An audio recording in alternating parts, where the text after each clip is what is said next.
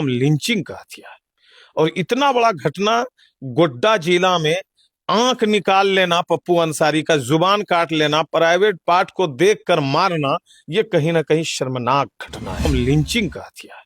और इतना बड़ा घटना गोड्डा जिला में, आंख निकाल लेना पप्पू अंसारी का, जुबान काट लेना, प्राइवेट पार्ट को देखकर मारना, ये कहीं ना कहीं शर्मनाक घटना है। क्षेत्र का जो विधायक है, मंत्री जी हैं श्री संजय प्रसाद यादव जी, कई दिन हो गए, बीत गए हैं, लेकिन अभी तक मंत्री जी उसके घर पर नहीं गया है।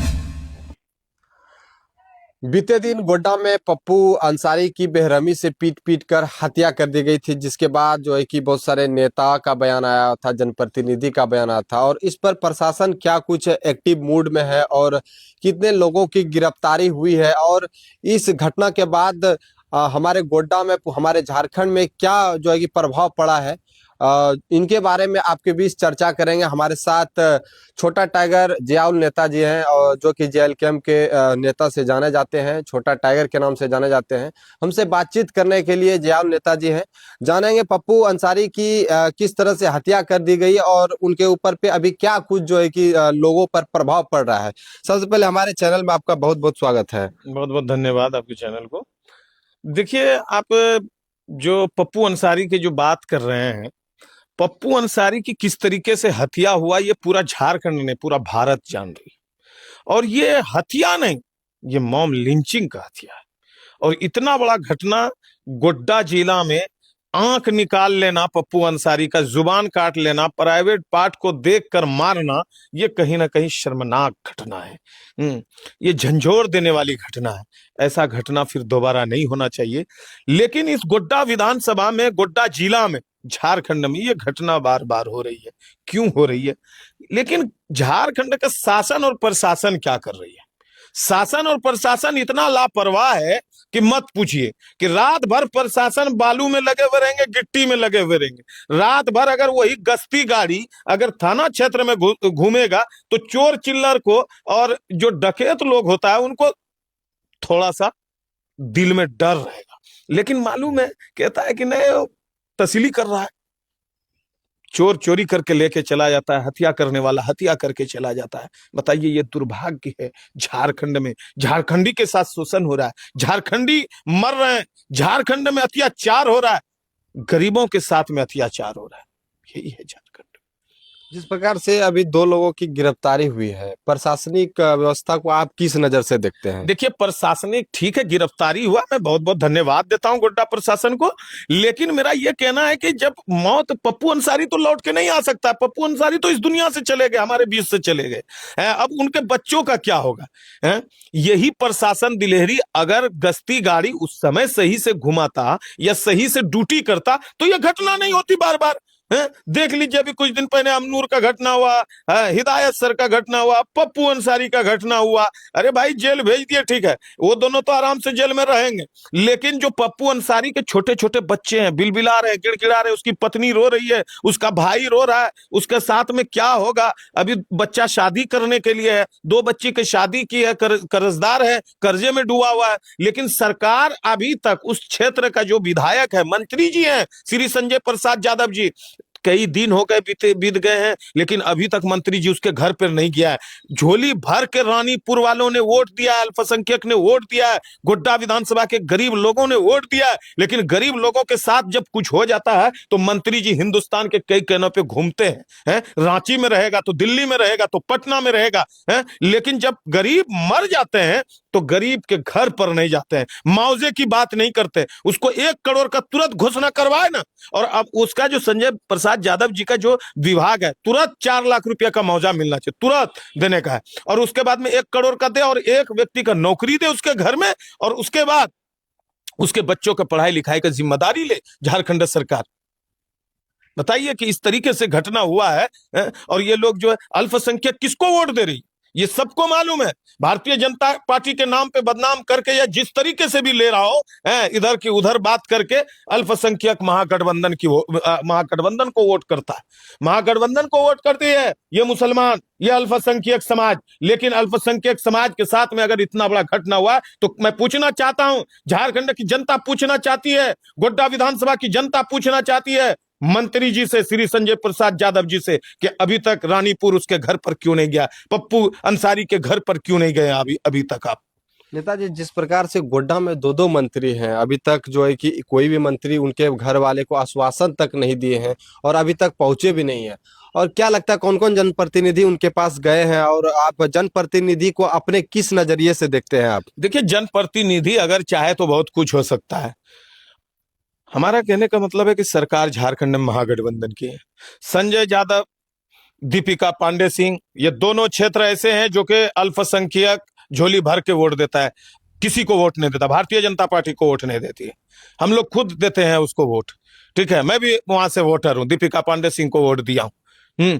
लेकिन ये दुर्भाग्य की बात है, दुर्भाग्य की बात है कि इतना बड़ा घटना होने के बावजूद भी अभी तक मैडम उनके घर पर नहीं। श्री संजय प्रसाद यादव वर्तमान विधायक मंत्री उस क्षेत्र के, कैबिनेट के मंत्री, अभी तक उनके घर पर नहीं। और जो उनका पुत्र रजनीश भारती जी कहते थे मैं तो झारखंडी हूं, मैं तो गोड्डा विधानसभा के गरीब मजलूमों का मसीहा हूं। कहां गया मसीहा कहने वाले, कहां है आप भी चले गए नेपाल घूमने क्या? मैं पूछना चाहता हूं और गोड्डा विधानसभा की जनता पूछना चाहती है, या अल्पसंख्यक समाज पूछना चाहती है। आप जिस समय कहलगांव में बिहार से चुनाव लड़ रहे थे, तो वही मंत्री जी पूरा हिंदुस्तान का काम छोड़ के, झारखंड को छोड़ के, कहलगांव विधानसभा में दिन और रात प्रचार प्रसार किया करता था। बताइए, लेकिन अभी जुल्म हुआ है, पप्पू अंसारी के परिवार के साथ खड़े नहीं है। कहां गए, मैं पूछना चाहता हूं उनसे। इन दिनों गोड्डा से एक खबर बहुत सोशल मीडिया पर सुर्खियों में है कि रजनीश यादव जो है कि श्रम नियोजन मंत्री के बेटे हैं, जो कि एक अनाथ बच्चे को अपने गोद दिए पढ़ाई लिखाई का, इस प्रकार से उनका जो है कि सोशल मीडिया पर वायरल हो। तो उनके ऊपर क्या लगता है कि उस कार्य को करने गए और पप्पू अंसारी के मामले में जो है कि नहीं गए? बिल्कुल नहीं जाएंगे, ये कहने वाली बात है। मैं रजनीश भारती को जानता हूं अच्छी तरीके से। मैं एक गरीब का बेटा हूं, मेरे खानदान में पूरे कहीं दूर दूर तक देख लीजिएगा राजनीति में नहीं है। मैं एक गरीब परिवार से आता हूं, गरीबी मुझको मालूम है, रजनीश भारती को गरीबी मालूम नहीं है, क्योंकि वो राजा के घर में पैदा हुआ है। वो श्री संजय प्रसाद यादव का बेटा है, इसलिए उसको गरीबी मालूम नहीं है। और गरीबी तो हम जैसे को मालूम है, पप्पू अंसारी को मालूम है, हिदायत मास्टर को मालूम है, अमनूर के पिता को मालूम है, लेकिन रजनीश भारती को नहीं है। उनको यह मालूम नहीं कि हाट में कितना रुपया प्याज किलो मिल रहा है। तो क्या खड़ा होगा गरीबों के साथ, क्या जाएगा अल्पसंख्यक के साथ मिलने के लिए? मैं पूछना चाहता हूं, इतना इतना आपने हर जगह समय दिया, कहीं कुछ हो जाता है तो तुरंत जाते हैं, लेकिन अल्पसंख्यक के साथ आप क्यों नहीं खड़े हुए? इतना बड़ा घटना होने के बावजूद भी आप क्यों नहीं पहुंचे? पिताजी चलिए, आपका दिल्ली में था, रांची में था, आप कहां था? आप कहां थे जिस गोड्डा विधानसभा की जनता की बात करते थे, गरीबों की बात करते थे? आप कहां थे?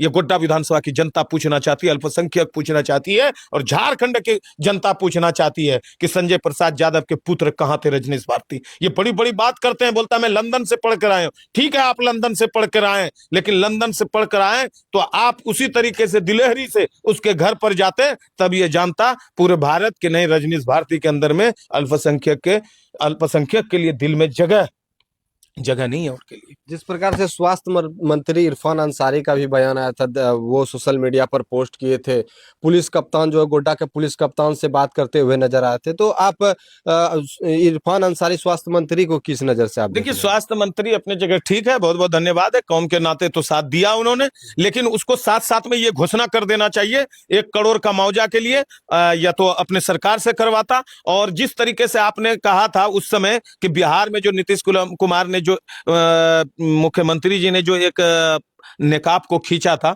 उस समय उन्होंने कहा था कि आए उस बेटी का सम्मान है, मैं सम्मान करता हूं, ठीक है, लेकिन उसी तरीके से आप घोषणा कर दीजिए पप्पू अंसारी की पत्नी में या उसके घर वालों में कि आइए मैं 3 लाख रुपया वाला नौकरी देने के लिए तैयार हूं। ऐलान कर दे, नियुक्ति पत्र दे देना चाहिए, और जो है उसके बच्चों को पढ़ाई लिखाई की जिम्मेदारी ले लेनी चाहिए। तब मैं धन्यवाद मानता हूं, तब मैं मानता हूं कि सरकार जो है पप्पू अंसारी के साथ खड़े हैं। यही मैं कहना चाहता हूँ, और क्या। पप्पू अंसारी के परिवार से आप मिलने गए थे, जी। तो क्या कुछ लगा आपको उनसे बातचीत करने के लिए, देखिए, क्या उसका कहना था? पप्पू अंसारी के घर पे हम गए, लेकिन परिवार से या किसी से मुलाकात नहीं हो पाए।